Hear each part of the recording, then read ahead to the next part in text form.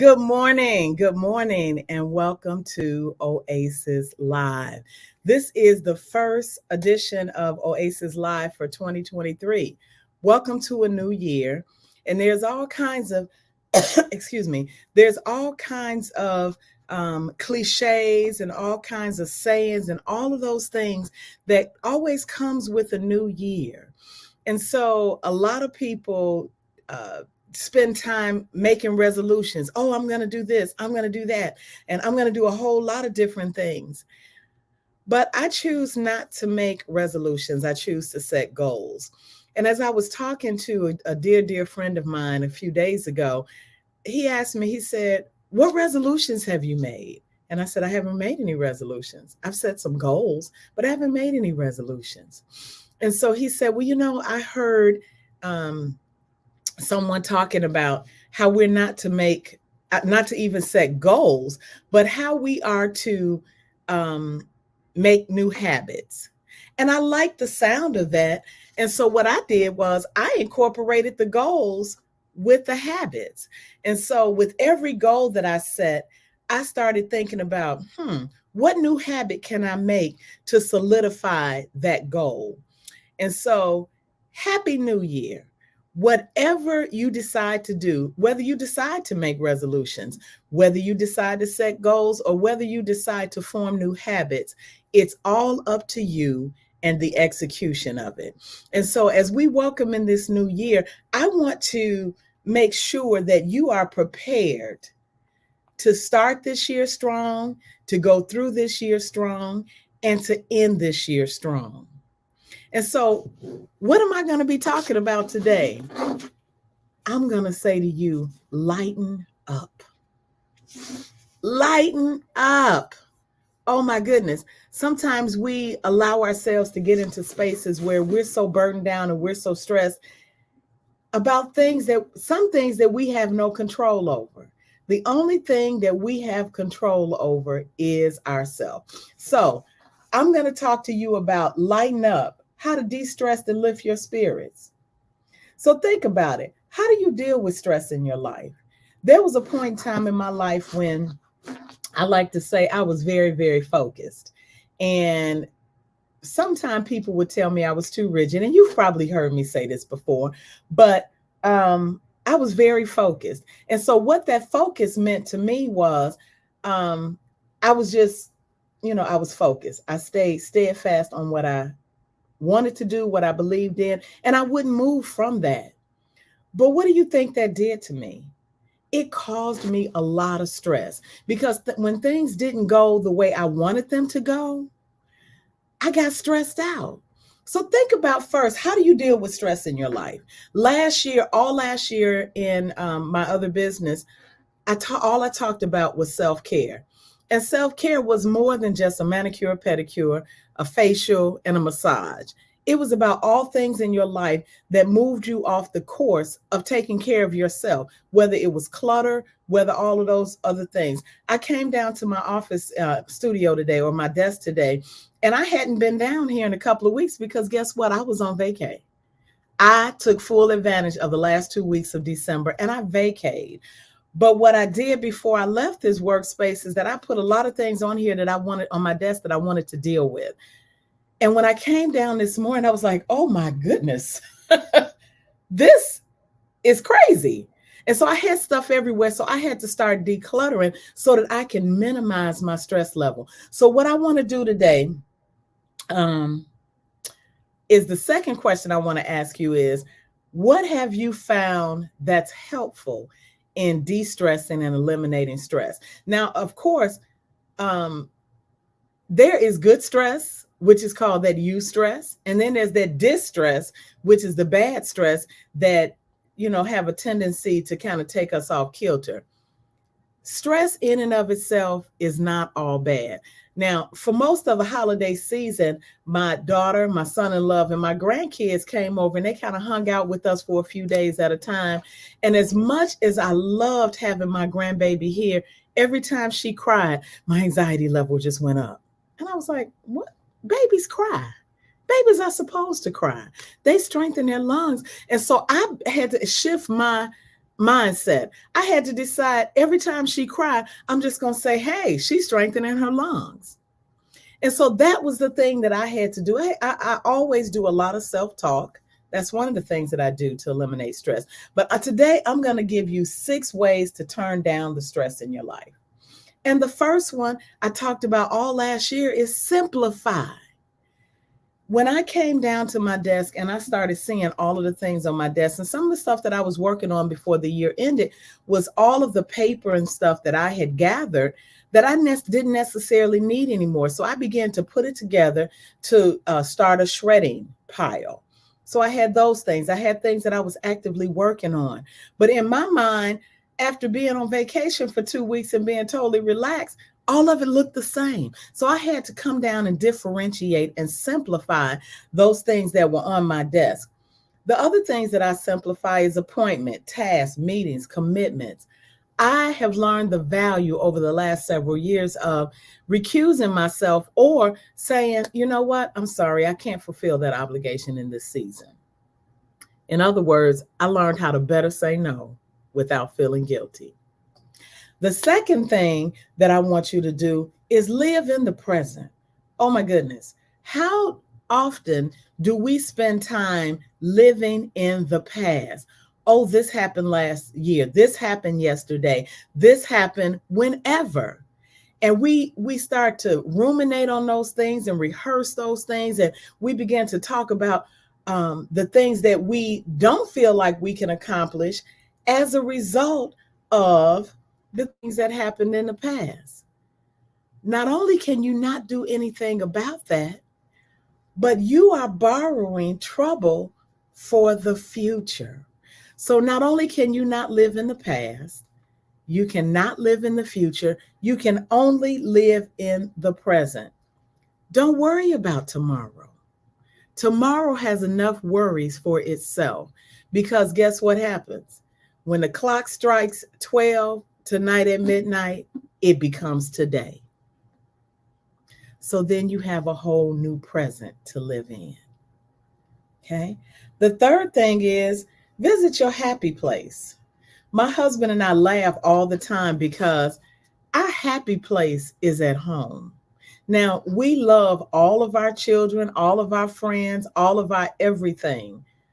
But when we come home and we connect just through conversation, when we talk about how our day was and all of those other things, even with my children, this is my happy place. My happy place is any place where I can bring joy to someone else. So visit your happy place. I know people who go to the gym to find their happy place.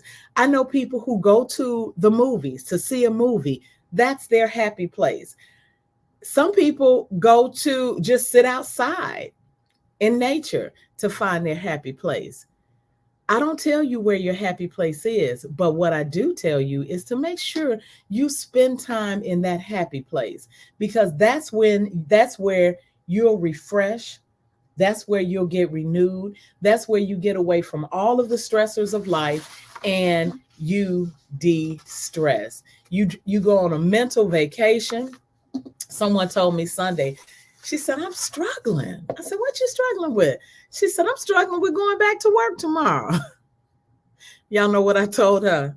I was probably wrong for saying this. I said, well, don't go. Extend your vacation if you have that ability. Now, that's not the advice that I would give to everybody. But if you have the capability to extend your vacation or take a vacation, do so. I believe in being planful with vacations.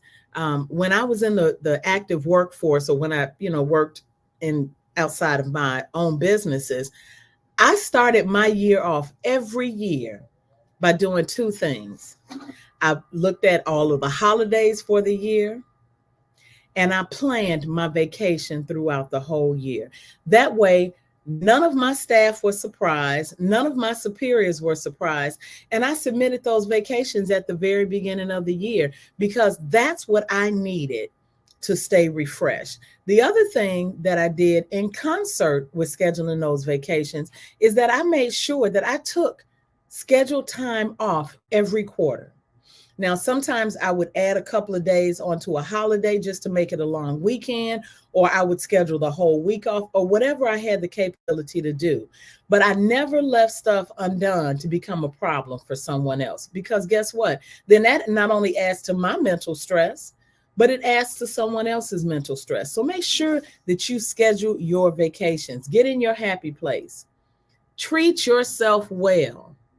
Over the last 2 years during the pandemic, actually, a lot of people said, oh my God, I gained 20 pounds. They call it the pandemic 20 or 30 or whatever. I actually lost 40 pounds during the pandemic. You know why? Because I was intentional about taking good care of myself, taking good care of my health, watching what I ate, and I developed a fitness regimen. Now, I've fallen off of that regimen a little bit, and I've put on during the holiday season, I put on about 5 pounds. I could see it all in my face. And guess what? I wasn't happy with it. So I had to decide that I am going to treat myself well by being mindful again of what I eat, because I enjoyed my holiday, y'all, from Thanksgiving to New Year's. I enjoyed my holiday. And so now I have to get back on track, and I have to get back on my fitness regimen. And that's what I consider treating myself well. Some people consider treating themselves, treating a shopping spree, treating themselves to a shopping spree. And that's what you find that you do well. But whatever it is, don't add stress by adding extra bills that you can't pay. Now, yes, I said it. The fifth thing, think positively. Whenever negative thoughts come your way, find a way to reframe those thoughts. Now, yes, when I got on the scale, my normal weigh day is Wednesday morning. I weigh myself every Wednesday morning. I do it once a week, and that's it. I see where I need to make adjustments. Some people weigh every day. Way too stressful for me, not in my wheelhouse. Once a week, I weigh myself. And that helps me to determine how I need to make adjustments. If I see that scale going down, or if I see my clothes fitting differently, then I'm happy. But when things look a little bit different, I say, okay, what do I need to do to get back on track? I don't beat myself up. No, I don't do that. I think positively. I say, yes, you enjoyed your holiday season. Now it's time for you to reframe your actions. Think positively. For every negative, there's at least three positives. I call it the three positive rules. I have to find three positives before I say anything negative. Three positive rule. And then last but not least, share the load. I know I'm addressing single mothers or single parents, but these 6 principles are for anybody who find themselves in a place of stress. Share the load. Find someone else who can help to support you in your endeavors. That's one of the reasons why I started the Oasis Empowerment Zone 13 years ago, because I saw so many mothers that did not have a support system. I saw so many mothers that did not have anyone to help them with transportation, or to help them with babysitting, or to help them even just to figure out life, or to speak words of encouragement. That's what the Oasis Empowerment Zone does. We help to empower each other in life. And so I just want to encourage you today to de-stress, lighten up. There's an answer to everything. I want to offer you some opportunities. Those of you all that are listening that are single parents of any age, whether your children are infants, whether your children are toddlers, whether your children are elementary age, young teenagers, tweens, teens, young adults, or adults. There's a place for you at the Oasis Empowerment Zone. Every other Saturday, on the first and third Saturday, we have what we call the Single Moms Hub. And the Single Moms Hub, in the Single Moms Hub, we talk about all things single moms. This Saturday, we're going to be talking about lightening up. Now, today, when you come onto my lives, all you do is you hear me talk. But when you join the Single Moms Hub, you have an opportunity to share your thoughts about this week about how do you de-stress? What do you do? What are some of the things that you do? Now, I gave you 5 of my tips for lightening up and de-stressing. However, you may have some other things that you do and some other ways that you support yourself and other single moms. So why don't you go to www.oasis Empowerment Zone and click that button to sign up to join us at the Single Moms Hub. We meet by Zoom. We talk about all things single moms, and I share and invite you to come alongside of us. This is Dr. Ruby E. Powell with Oasis Live. We will be meeting here on the first and third Wednesdays of the month at 10 a.m. unless something else comes up. But you can be assured that we will be here and we will be talking about all things single moms.